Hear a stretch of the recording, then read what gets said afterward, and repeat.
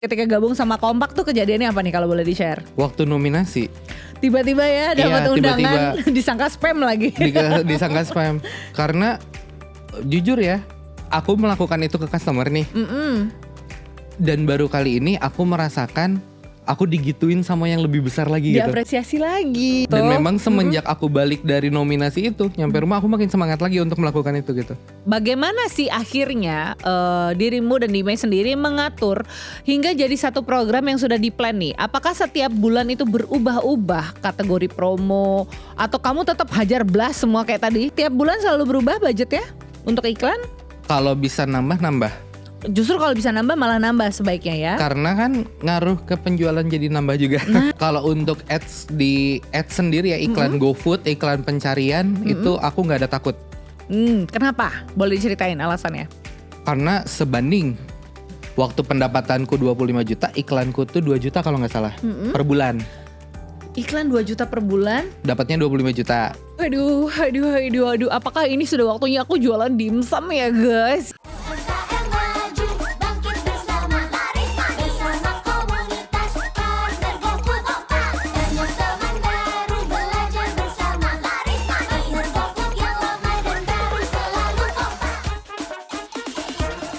Balik lagi di podcast Ngopi Ngobrol Pintar bersama GoFood barengan sama aku Soraya Hilmi dan bintang tamu kita dari Bandung nih. Kalau kalian pecinta dimsum di Bandung pasti tahu sama Dimei Dimsum. Yuk kita lanjut ngobrol lagi barengan sama Daris. Nah, hal positif itu ada banyak banget sudah dirasakan tadi diceritain kan sama Mas Daris ya. Salman tuh kayak Raja Arab ya. Raja Arab, Raja Minyak, Raja Dimsum kalau ini. Raja Dimsum kalau yang ini. Nah, ketika sudah mendapatkan apresiasi baik itu dapat komen-komen positif ya di aplikasi. Menurut dirimu sendiri nih secara pribadi, kira-kira sepenting apa sih mengapresiasi driver tadi itu, pelanggan tadi itu sehingga teman-teman yang tengah menyaksikan sekarang itu biar terinspirasi untuk melakukan hal yang sama? Penting banget. Ya penting banget. Oh ya penting banget aja. Yeah. Karena kalau tanpa ada geser-geser kecil seperti itu, aku rasa tidak akan ada nama yang kuat ya. Betul. Gak mungkin orang tahu, oh ya si dimsum ini enak banget di situ, nggak mungkin kan? Nggak mungkin. Memang dengan kita ya tadi sekaligus memberikan ya. Bukan berharap jadi dengan memberi kita dapat imbalan. Betul. Tapi dengan memberikan hal kecil kayak tadi, contoh kita menyanjung driver, ngasih gift ke customer gitu. Itu kan bikin mereka seneng gitu, share happiness. Otomatis mereka pun juga jadi berbagi kebahagiaan untuk yang lain gitu. Membangun rasa percaya lah antar mereka kita semua. Hingga kalau mungkin tidak dipungkiri kadang-kadang terjadi hal-hal yang kelewat, itu miss gitu. Atau kekecewaan yang timbul karena kesalahan-kesalahan kecil. Cara menyikapinya biasanya seperti apa komplain-komplain tersebut? Aku sering banget. Jadi memang karena dia namanya dunia F&B kali ya. Iya. Perputarannya kan cepat ya. Kadang kita ketinggalan satu produk atau 2 produk gitu ya. Kalau memang aku bisa nganterin, aku yang nganterin. Oke. Kalau tidak bisa, aku minta tolong ke yang aku percayain. Jadi pernah satu waktu dia pesen banyak banget, dikirimnya tuh nggak nyampe setengahnya. Ya ampun, oke. Karena memang waktu itu satu momen driver tuh lagi banyak banget gitu. Miss lah pokoknya. Miss akhirnya di situ. Terus itu aku sampai dia kan nge-DM via Instagram karena kita kan masukin kartu itu ya. Jadi kalau ada komplainan bisa langsung lewat kartu Instagram. itu DM ke Instagram, dia nge-DM. Aku notice, akhirnya aku kejar tuh sampai jauh padahal jaraknya 5-6 kilo. Kalau di Bandung 5-6 kilo lumayan ya gitu. Aku di Jakarta itu deket kok. Nah, kan di Bandung lumayan gitu ya. Itu aku sampai nyamperin. Samperin langsung ngebawain sisanya ini ngebawain sisanya, aku minta maaf. Kamu pun lebih memilih solusi untuk langsung menggantikan produk yang tertinggal dibanding pengembalian dana ya? Oh kalau enggak, aku pengembalian dana menurut aku bikin kecewa customer. Bener, karena udah ngebayangin tuh makanan udah di ujung lidah banget tuh. Aku juga lebih setuju yang seperti itu sih. Wah keren, boleh tepuk tangan lagi dong. Luar biasa Daris dedikasinya. Dan tentunya ya tren itu kan berubah-ubah kayak tadi kamu bilang kan, namanya F&B kan cepet banget pergerakannya. Untuk kamu supaya tetap relevan, salah satunya adalah tentunya bergabung bersama teman-teman komunitas sendiri. Bahkan mewakili lah menjadi pahlawan yang kita anggap sebagai pahlawan di area kamu, terutama di Bandung. Bagaimana sih sampai sejauh ini pengaruh dari kehadiran Kompak ke bisnisnya kamu ini? Aku ikut yang tiap Jumat tuh, Apa tuh? Itu apa tuh? yang Ngapain tuh? webinar kompak. Oh, ada webinar kompak. Kan di setiap area tuh Yang beda-beda Bandung ya. kan? Yang kalau Bandung kan memang tiap Jumat ya waktu itu. Tiap Jumat. Yang aku pernah tuh itu ada. Mm-mm. Aku selalu ikutan kayak misalkan kalau ada webinar dari brandnya siapa, aku ikutin. Terus kalau misalkan ada fitur baru di GoFood tuh aku pelajari gitu. Itu menurut aku kegiatan itu bikin aku update kan ya. Betul. Tren apa yang lagi saat itu bagus, baik itu untuk makanannya sendiri ataupun jenis pelayanan. Contoh waktu itu ada satu brand yang aku pegang tuh, gimana caranya dia supaya pelayanan cepat. Dia sempat cerita di situ. Aku terapin gitu. Termasuk juga kayak thank you card buat driver di kompak pun juga ada yang pernah bilang gitu. Iya, Makanya aku bener. pakai itu gitu. Kita sempat membahas itu juga, ada bintang tamu yang dia serius banget, sangat concern, sangat peduli sekali dengan taruh thank you card dan lain-lain seperti itu. Tapi aku baru tahu tuh yang sampai dicap gitu-gitu, ini istimewa banget soalnya. Nah itu kan improvisasi lah ya mungkin Iya, gitu ya. Iya.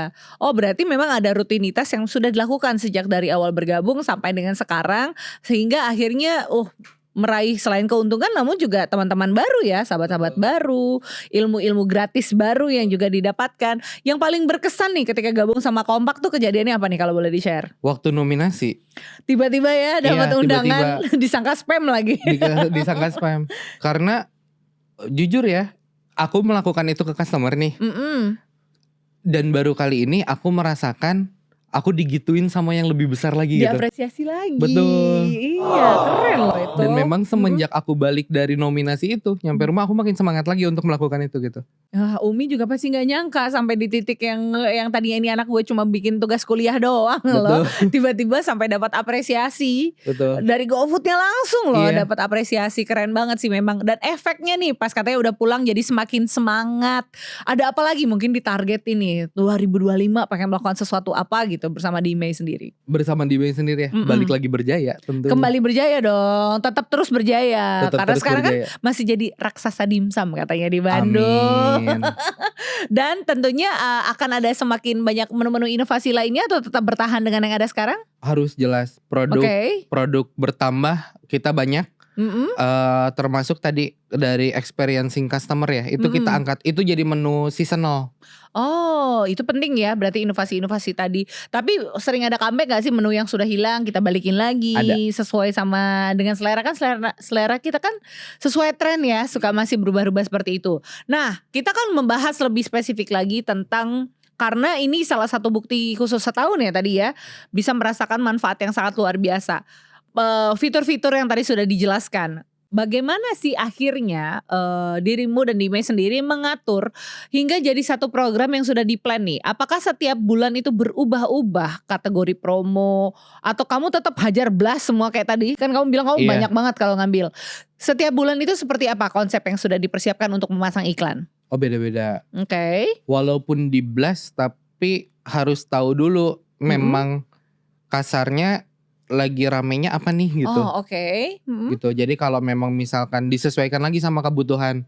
Kan kita punya tahu bulan lalu sepi misalkan gitu ya, pakai promo yang dikira-kiranya hambur gitu. Ya berarti gak usah kita pakai. Oke, berarti ada evaluasi ya setiap bulannya juga ada evaluasi sebelum milih nanti eksekusi strategi berikutnya apa. Kan yang jelas kalau di GoFood tuh setiap tanggal 15. Betul, terus ada yang promo gajian. Promo gajian buy one get one yang udah pasti. Terus yang menu pas kalau di Bandung kan gitu yang harga 22.000. Oh, oke. Kan itu selalu diupdate ya sebenarnya di Bistip atau di lamannya GoFood Bandung atau di kalau GoFood Partners gitu kan. Itu kan selalu ada diupdate tuh. Kita pantengin story-nya, oh mau ada promo ini nih, mau ada promo ini. Barulah nanti disesuaikan. Betul. Tema iklannya seperti apa. Betul. Berarti ada evaluasi. Nih aku perjelas lagi ya. Ada evaluasi dulu yang dilakukan sebelum menentukan strategi berikutnya yang mau diterapkan apa nih di bulan berikutnya. Apakah per bulan?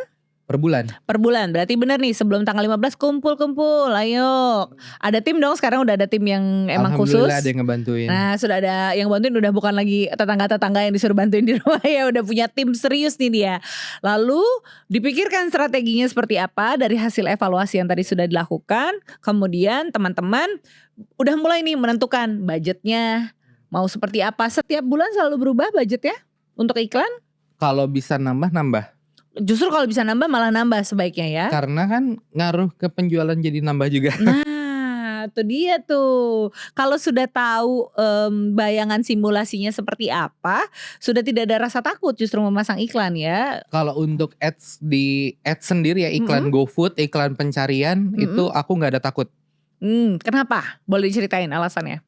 Karena sebanding, Merasakan ya, merasakan sebanding. efeknya benar-benar ada faedahnya nih gue masang iklan nih kayak gitu. Betul, karena kan jelas ya itu bisa dievaluasi gitu. Di dashboard pun juga di lamannya dashboard pun bisa kita tahu.